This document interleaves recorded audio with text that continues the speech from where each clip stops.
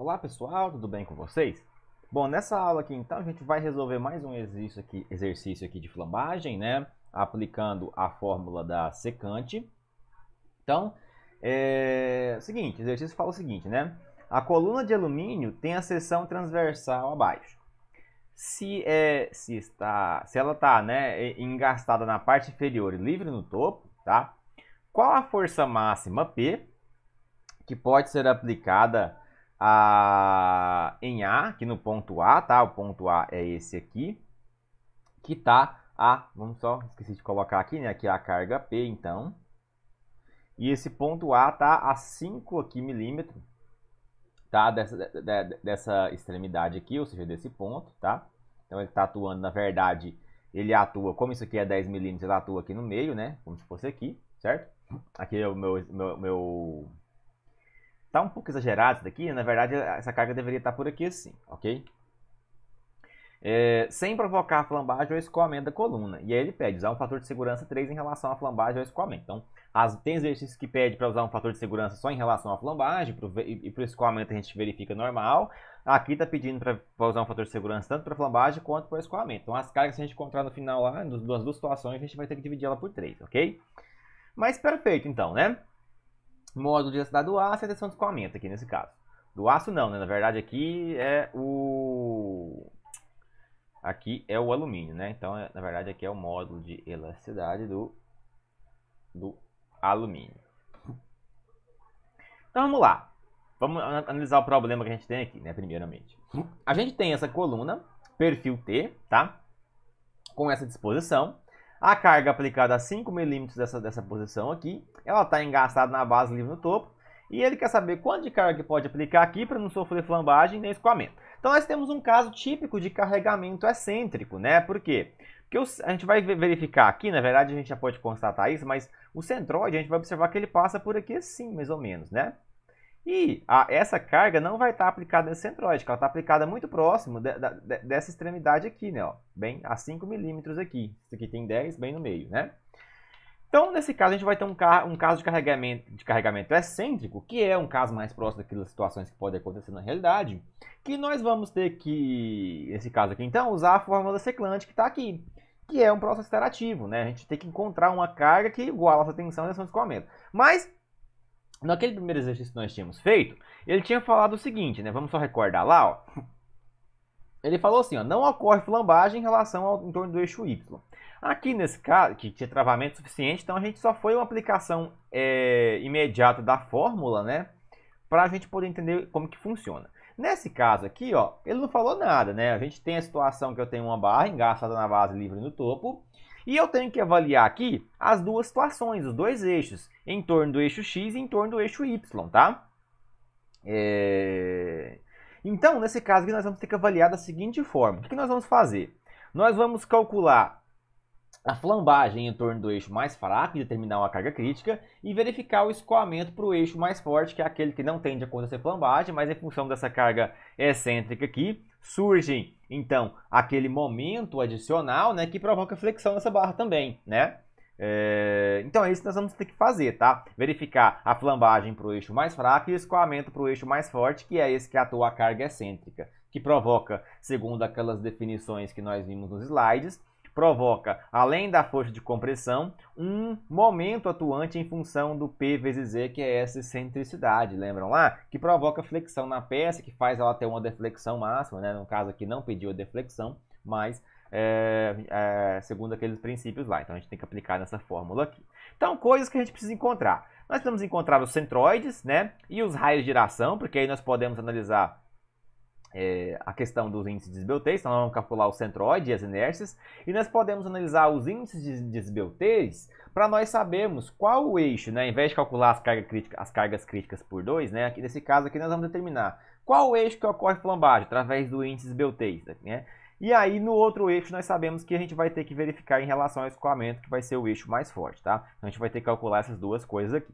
Então vamos começar então inicialmente calculando o nosso centroide, né? Então, o centroide dessa peça, como que eu vou posicionar aqui? Eu vou fazer o seguinte, tá? Vamos pegar aqui um eixo aqui, pegar esse verdinho escuro aqui, Vamos caçar um eixo aqui de coordenadas, tá? E eu vou colocar o nosso eixo aqui, ó.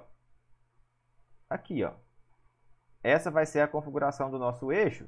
Aqui eu vou chamar de eixo X e esse aqui de Y, tá? Sendo aqui, portanto, a nossa origem para cálculo do centroide, né?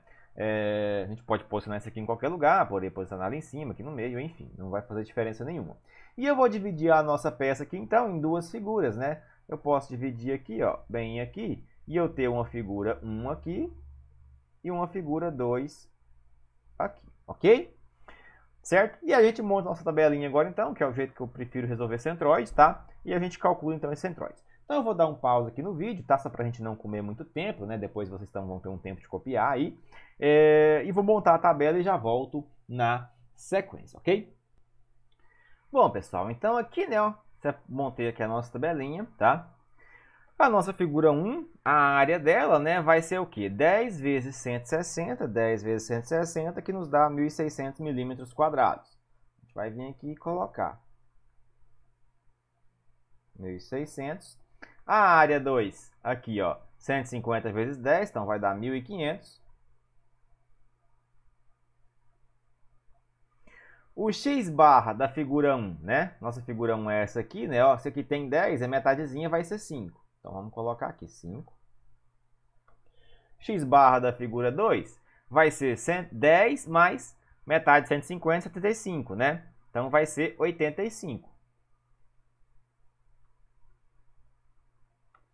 O y barra da figura 1, né? Vai ser o que aqui? Vai ser 80, né? E o da figura 2 também vai ser 80, considerando a origem nossa posicionada aqui. Perfeito? Então, aqui também vai ser 80, 80 e 80. X barra vezes a área vai dar 1.600 vezes 5, que dá 8.000. Perfeito? E o y barra vezes a área vai dar 1.600 vezes 80, 128.000.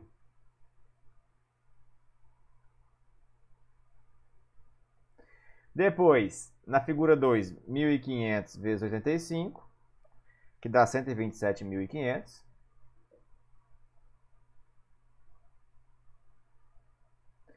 E 1.500 vezes 80, que dá 120.000.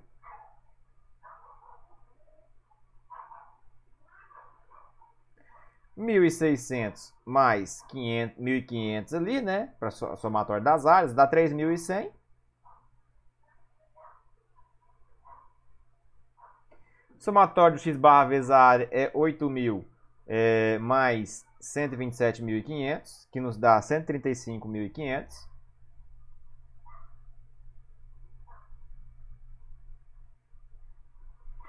E 128.000 mais 120.000, que nos dá 248.000. Certo?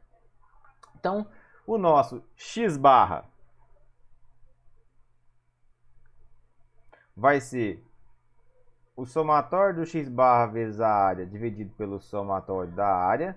E o y barra vai ser o somatório do y barra vezes a área dividido pelo somatório das áreas. Já jogando direto aqui os resultados dessas contas, a gente vai ter então, ó, 135.500 dividido por 3.100 nos dá 43,7.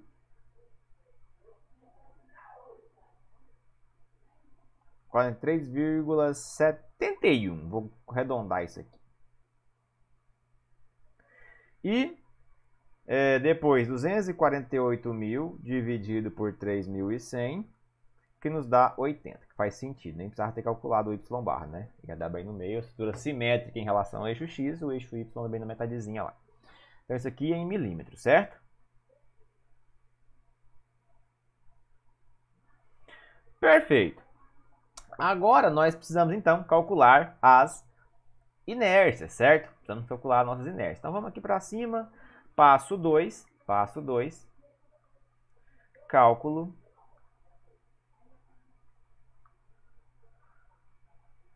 da inércia. Então 2.1 vou chamar de ix. E x é o quê? E x vai ser o nosso teorema dos dois paralelos, e x linhas mais e x', né, mais a dy ao quadrado. A gente tem a inércia da figura 1, vamos calcular separadinho, ó. E x1 vai ser igual aqui, ó, em torno do eixo x, ó, em torno de x, vai ser 10 vezes 160 ao cubo sobre 12. 10 vezes 160 ao cubo dividido por 12, mais a área, né, 10 vezes 160, 1.600, menos dy ao quadrado, que é o centroide dela, que vale 80, menos o centroide em y total, que é 80, então vai ficar... Podia nem ter colocado isso, né? 80 menos 80 aqui, a gente já sabe que vai zerar ao quadrado. Resolvendo essa conta aqui, então ficou só 10 vezes 160, 10 vezes 160 ao cubo dividido por 12, deu 3,41 10 à sexta. Então, 3,41 vezes 10 à sexta milímetro a quarta. E o nosso ix2, né? Vai ser agora a nossa outra parte da figura, 150 vezes 10 ao cubo sobre 12.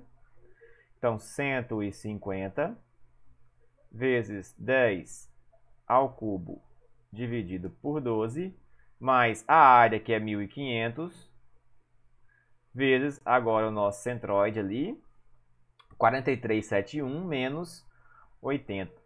4371 menos 80 ao quadrado. Então, 43,71 menos 80 ao quadrado.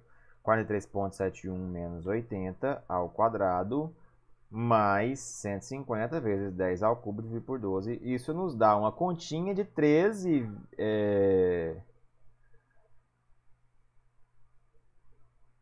Mentira, né? Fiz errado aqui, né?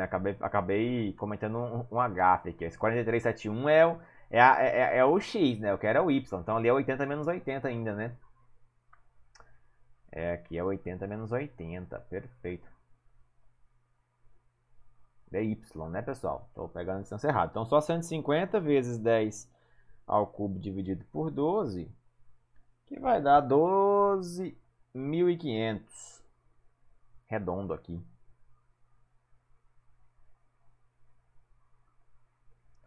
Milímetro a quarta. Então daqui, ó, a gente tira aqui a inércia em x é igual à soma dos dois, 3,41 exponencial 6 mais 12.500, que nos dá 3,42 10 à sexta. Não dou quase nada, né? 3,4, vou colocar até, ó, 422 aqui, ó, vezes 10 à sexta milímetros a quarta, ok? Agora a inércia em y, vamos lá, 2,2. Inércia em y, que vai ser o quê, né? A inércia em y, teorema dos paralelos, vai ser o y' mais a dx quadrado, correto? Então, de novo, vamos ter uma inércia 1, e y1, né? Que vai ser o que agora? Ó, vamos pensar na figura 1 aqui, ó. Base agora 160, a altura 10 ao cubo dividido por 12, né? Então, 160 vezes 10 ao cubo dividido por 12, mais a área, que é 1.600, vezes dx ao quadrado, ou seja, o centroide da peça, que é 5 menos 4371.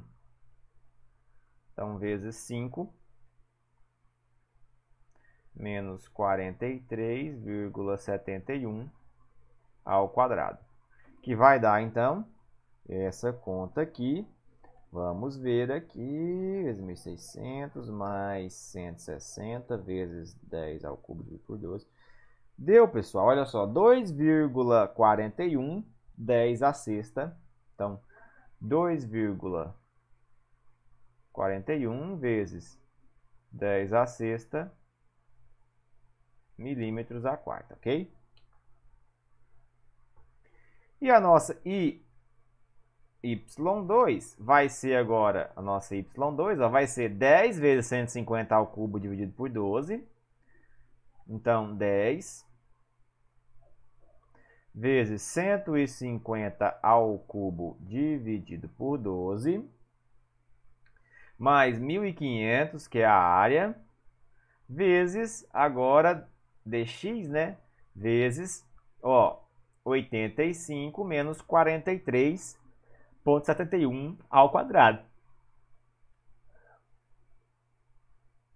85 menos 43,71 ao quadrado, que vai dar, vamos ver aqui, eleva ao quadrado, vezes 1.500, mais 10 vezes 150 ao cubo dividido por 12, 5,37, 10 a sexta.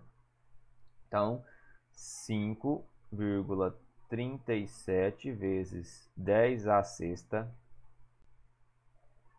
milímetros a quarta. Portanto, a inércia em y vai ser 2,41 exponencial 6 mais 5,37 exponencial 6, que deu 7,78 exponencial 6.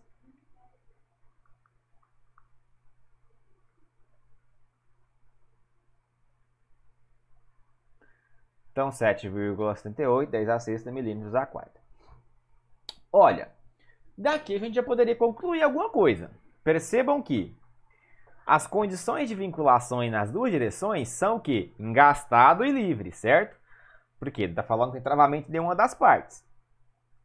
Se é engastado e livre, nas duas situações, o eixo que vai tender a acontecer flambagem, ser mais crítico em relação à flambagem, é o eixo de menor inércia. A não ser que eu tenha travamentos, por exemplo, no eixo de menor inércia, que aí a gente tem que fazer uma verificação mais profunda. Nesse caso aqui, a gente já consegue perceber que o eixo X ele é um limitante, então. Por quê? Porque o eixo Y é mais forte, tá? Ele tem mais inércia, basicamente um dobro. Mas nós vamos fazer uma análisezinha aqui, então, pelo raio de giração, né? E calcular o índice Sbeltei só para a gente constatar isso de fato, tá? De uma forma mais numérica. Mas como as duas vinculações, a vinculação nas duas direções é a mesma, engastado e livre, né? Perdão. A gente já conseguiria concluir isso somente a partir das inércias aqui. Mas eu vou mostrar para vocês, porque se fosse outra situação, né, se fosse a questão de a gente ter travamentos na outra direção, a gente poderia usar esse artifício aqui. Então, passo 3 aqui, ó. Passo 3, cálculo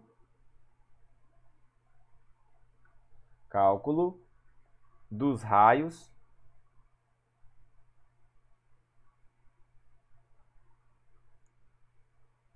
de giração, perfeito? Então a gente tem que o raio de giração em x, não confundo esse aqui meu com gama, tá? Na verdade eu faço, fica parecendo um gama, mas é um Rzinho. O raio de giração em x vai ser a raiz da inércia, em x dividido pela área, certo? Então, o nosso Rx vai ser igual a raiz da inércia em x, que nós achamos ali, que vale 3,422, 10 a sexta. Então, 3,422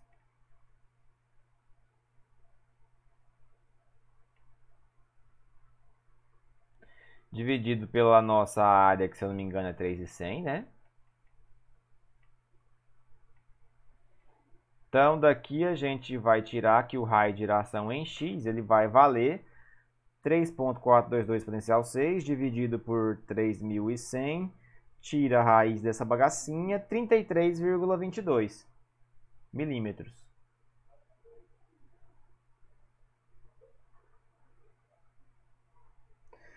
E o RY, né, o nosso RY, vai ser a raiz da inércia em y dividido pela área, que eu já vou colocar direto aqui, tá? O RY vai dar, então, a gente pega a inércia em Y, 7,78 exponencial 6, divide por 3.100, tira a raiz disso, vai dar 50,1, aproximadamente 50,1. Então, RY, 50,1 milímetros. Então, eu posso fazer aqui agora o cálculo do índice Beltrés, ó. 3,1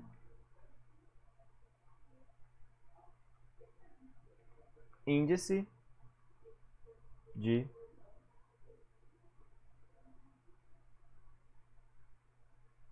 esbeltez, que é o nosso lambda, né? O lambda x é o quê? É igual ao comprimento efetivo de flambagem em x dividido pelo raio de giração em x. E o lambda y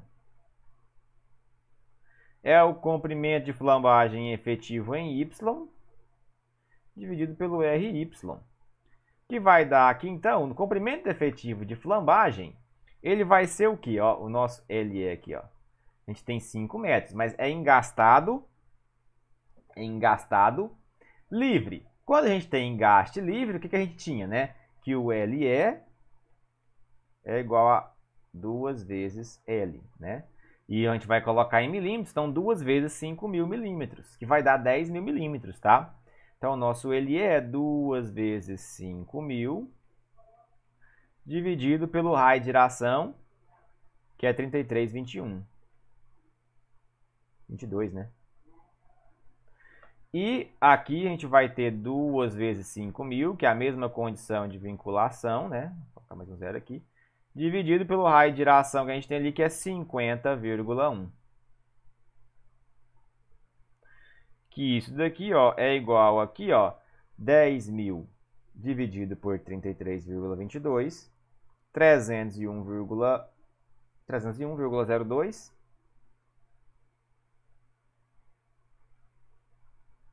E aqui embaixo, 10.000 dividido por 50,1. 199,6. Certo? Então, daqui, ó, o eixo mais fraco é o eixo X. Logo, então vamos escrever aqui, ó. Logo,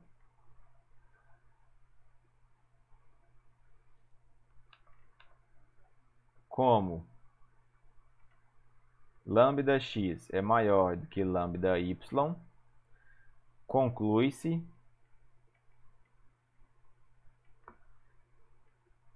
que o eixo x é o mais fraco. Portanto, o eixo que flamba primeiro. Muito importante essas análises, tá? Percebam que através... Porque aqui a gente conseguiria analisar só pelas inércias em função, então, novamente, das condições de vinculação, que são as duas nas duas direções, tá? São as mesmas na mesma direção. Mas se nós tivéssemos aqui que nesse eixo mais fraco, no Y, tivesse travado por um pino aqui no meio, aí o comprimento efetivo de flambagem iria mudar, logicamente iria mudar o nosso índice Beltrés, então poderia dar uma coisa diferente, mesmo a maior inércia sendo no eixo Y, tá? Talvez o eixo X pudesse ser o mais forte. Ok? Beleza, então a gente fez essas análises aqui, tá? Muito importante fazer essas análises.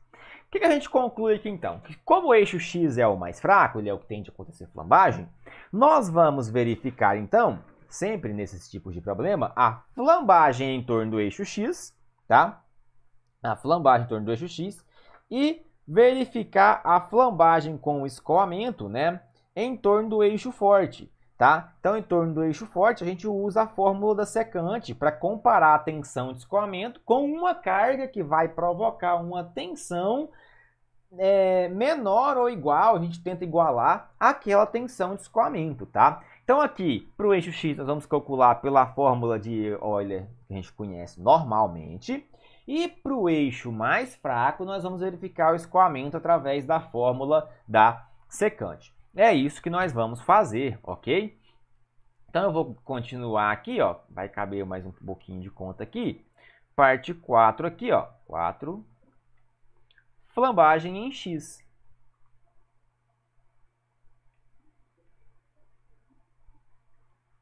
Flambagem em X, ok? Então, a nossa carga crítica, PCR, é igual a π ao quadrado vezes EI, certo? Dividido pelo comprimento efetivo de flambagem, LEF, ou só LE, depende do que a gente coloca, ao quadrado. Então, no caso da PCR aqui, nossa carga PCRX vai ser o quê? A nossa PCRX vai ser π ao quadrado vezes o módulo de elasticidade, que foi dado que ele era de quanto? 70 gigapascal. Então, 70, 10 a nona aqui, tá? 70, 10 a nona.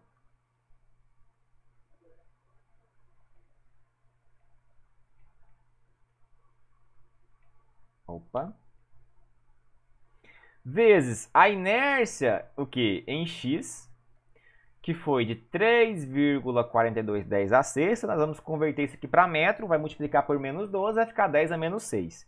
Então, 3,422 aqui, 3,422 vezes 10 a menos 6, dividido pelo comprimento de flambagem aqui ao quadrado, que era 10, no caso 5 metros, 10 metros, certo? O comprimento efetivo ao quadrado. Então, a nossa PCRX, ela é igual a shift π ao quadrado, né, vezes 70 exponencial 9, vezes 3.422 exponencial menos 6, dividido por 100. 23,6 exponencial 3. Então, 23,64 quilonewtons. 23,64 quilonewtons. Perfeito? Ok. Então, ainda assim, para essa carga, que não para acontecer flambagem em torno do eixo X, nós temos que verificar a questão da tensão crítica, né? Porque essa carga aqui, ó, é a carga que é maior que ela vai acontecer flambagem. Mas será que uma carga menor do que essa aqui, ou essa aqui já provoca o escoamento aqui em relação a esse eixo? Não sei, então a gente tem que verificar, porque a gente tem que entender qual que é o limitante da estrutura. Porque não adianta nada resistir a um parâmetro, né, a relação a um fator, e não resistir ao outro, ok? Então, vamos lá verificar essa tensão aqui, ok? Então, a nossa tensão crítica vai ser a nossa carga, que é 23,64 vezes 10 a terceira, dividido, então, pela nossa área, né? Que é o quê? 3.100 milímetros, né? 3.100 milímetros. A gente tem que converter isso aqui para metro quadrado, né? Converter isso aqui para metro quadrado. Não, na verdade nem precisa, né? Se eu tenho Newton por milímetro quadrado, já sai MPa, né? Então pode colocar direto aqui, ó. 3.100. Só sempre, repito, tomem muito cuidado com a questão das unidades, tá? Saibam o que vocês estão utilizando para converter. Vocês reparam que às vezes eu converto, às vezes eu não converto. Então, prestem atenção nisso daí, tá? Que é igual aqui, então, ó, a 23,64 exponencial 3 dividido por 3.100, 7,62. 7,62 megapascal, menor do que a tensão de escoamento.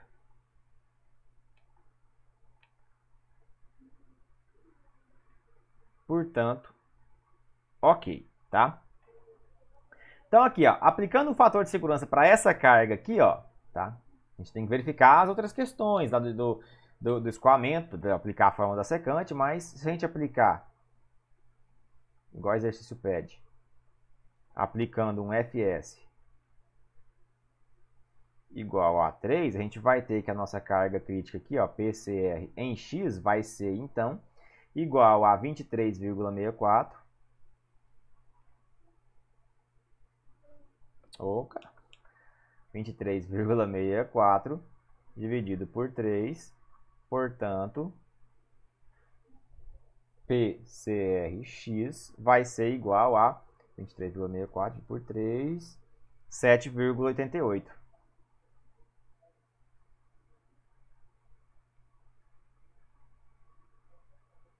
Quilonewtons. Isso em relação ao eixo X, que é o eixo que vai acontecer a flambagem.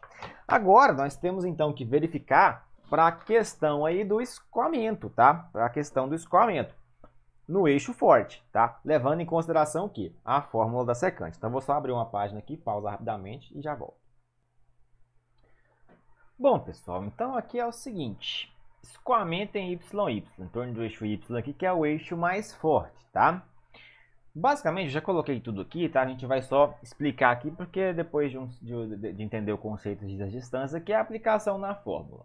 Mas é o seguinte, do exercício, né, a gente tinha que a carga era aplicada aqui, ó, a 5 milímetros aqui nesse ponto, tá? A 5 milímetros aqui, tá? Então, o que acontece? A aplicação da carga,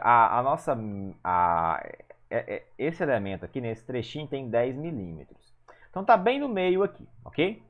É o ponto de aplicação da carga. E o nosso centroide, né, aqui em X, ele tá a 43,71, tá bem aqui. Então, nós temos, né, essa excentricidade daqui até o ponto de aplicação da carga. Que quanto que vale essa excentricidade? Ou seja, a distância do CG até a carga. Vale, então, o nosso Ezinho, que é a excentricidade, 43,71 menos 5 milímetros aqui, ó, que deu 38,71. E o outro parâmetro que nós tínhamos era o C. Lembram lá do que era o C? Era a distância do centroide até o ponto onde ocorreria a tensão de compressão máxima. Que no nosso caso aqui, coincidentemente, né, deu o mesmo valor do centroide. Por quê? Se nós temos o eixo aqui e a carga aplicada aqui, a tendência é que ocorra um momento nesse formato aqui, ó. Momento assim, certo? Que vai tender a tracionar aqui, certo? Tracionar aqui e comprimir de cá. Se vai comprimir do lado de cá, o ponto que vai sofrer maior compressão é a fibra mais externa aqui da nossa peça, do nosso elemento. Lembram disso? Dos conceitos lá de tração e compressão? Olha só, a gente tinha que era assim, né? O gráfico, né? Vinha assim até a linha neutra, depois a gente tinha assim, ó, setinha para dentro. Então aqui a tensão de compressão máxima, né? Então, aqui da mesma forma, por isso que a gente vai analisar assim. Então, como o ponto, a carga está aplicada aqui, a tendência é provocar um momento vetor nesse sentido, e aí, então, a maior distância vai ser aqui nesse passo, coincidentemente, o próprio centroide. Podem existir outros casos que não seja o centroide, que a gente tem que fazer uma outra continha, averiguação, tá? O importante é a gente saber que a tensão de compressão máxima vai acontecer aqui, e aí, a partir dos dados, a gente calcula, então, que valor é esse, ok? Então, tem aqui a excentricidade e a tensão. E o nosso parâmetro C. A fórmula da tensão pela fórmula secante é essa, lembrando que a gente tem que entrar tudo em milímetro e esse valor aqui em megapascal. O módulo de densidade é em megapascal, a área em milímetro quadrado e os demais aqui em milímetro, perfeito? E a gente vai comparar essa tensão, isso daqui é uma tensão. Basicamente o que a gente faz, às vezes o pessoal costuma confundir, é comparar o seguinte, tensão igual a tensão. Essa aqui é igual a tensão de escoamento e essa tensão aqui é a tensão que a gente quer encontrar, tá? Tensão de escoamento é 95 megapascal, que já foi dada no exercício. E aqui a gente quer encontrar uma carga que eu jogo aqui e me resulta em uma tensão próxima dessa tensão de escoamento aqui, quase que igual, tá? Valor igual. Então tem aqui a expressão e aqui foi só a aplicação dos valores. Lembrando que para calcular a secante, que é 1 sobre o cosseno, a calculadora deve estar em radianos, beleza? Então foi feita a substituição dos valores aqui. Aqui entrou em milímetro, certo? Aqui o raio de giração, no caso o raio de giração em Y, que é esse raio de giração que a gente encontrou aqui, ó. Perfeito? Cadê? Aqui, ó, em Y, que a gente está analisando em torno do eixo Y, tudo certinho aqui. E aqui o módulo de densidade, lá é 70 gigapascal, que é 7010 ao cubo megapascal, tá? Só tirei 3 zeros e coloquei ao cubo aqui para ficar em megapascal. Aqui 3.100 milímetros quadrados, deixa eu só consertar isso aqui que ficou parecendo um 6, para vocês não confundirem, tá? Beleza. E aí foi feita uma simplificação disso daqui, resolvi aqui dentro, multipliquei por esse valor aqui, peguei esse valor aqui de cima, dividi por esse valor, chegou a essa função da raiz de P e aqui também. E aí, basicamente, o que a gente faz aqui é testar valores de P. Eu fui testando aqui, tá? Vocês vão fazer isso também. Então, eu testei 45.500 newtons, 46.000. Chegou no 47.000 aqui, deu 95,2 megapascal. Então, eu poderia testar, eu não fiz isso, mas vocês podem fazer, testar um valor menor, né? 46.900 aqui, tá? Ou tentar fazer uma interpolação entre dois valores aqui para obter uma carga e ver se dá certo também, tá? Igual foi proposto na aula, né? Foi falado, né? E aí a gente chegou a uma carga crítica aqui de aproximadamente 47.000 newtons, ou seja, 47 kN. Lembrando que está extrapolando um pouquinho aqui ainda. Teria que jogar mais um valor aqui, tá? Um pouquinho abaixo. Essa é a PCR Y, carga crítica em Y. A gente tem que aplicar o fator de segurança igual a 3. Aplicando esse fator de segurança igual a 3, a gente divide essa carga por 3. Então a gente obteve aqui, ó, um PCRY de 15,7. Porém, a carga crítica aqui, ó, que a gente analisou para a flambagem aqui em X, foi de, aplicando o fator de segurança, 7,88. Então a gente vai adotar o menor entre esses dois valores, porque o eixo Y suporta isso, já com o fator de segurança corrigido, mas não suporta, o nosso eixo X não suporta, tá? Então a carga crítica no final de tudo aqui vai ser o quê? Vai ser o mais crítico entre a análise da flambagem e o escoamento, tá? Que é, então, o 7,88 kN, perfeito? E com isso, a gente encerra, então, o nosso exercício, tá? Então, recapitulando aqui, que a gente pegou. Analisou as condições de contorno aqui que nós tínhamos, as condições de vinculações na estrutura, calculamos centroide e inércia, definimos aqui, ó, raio de giração e índices Beltrés, calculamos e identificamos que o eixo que vai acontecer flambagem seria, no caso, o eixo X. Então, nesses problemas onde eu tenho carregamento excêntrico, eu calculo a flambagem pela fórmula convencional no eixo mais fraco, nesse caso o eixo que tem o maior índice de esbeltez. Calculei uma carga, eu tenho que mesmo assim verificar a tensão, que é força sobre a área, para ver se não vai ultrapassar a tensão de escoamento. Não ultrapassou, ok. E para o eixo forte, né, que a gente vai determinar então, nós determinamos pela fórmula da secante, a verificação do escoamento pela fórmula da secante, né? No qual nós temos que identificar alguns parâmetros, que é a excentricidade ISC, que é a distância até o ponto onde ocorre, na verdade, né, a tensão de compressão máxima. A gente faz as análises na seção transversal e depois a gente vem a aplicação direta na fórmula e testamos o valor de P. Se pedir para aplicar fator de segurança, a gente aplica. Se não pedir, não tem problema nenhum. E aí a carga crítica final vai ser a menor entre as duas análises que foram feitas, ok? Então, com isso a gente encerra esse exercício, tá? Espero que tenham conseguido entender. Um abraço aí e até a próxima.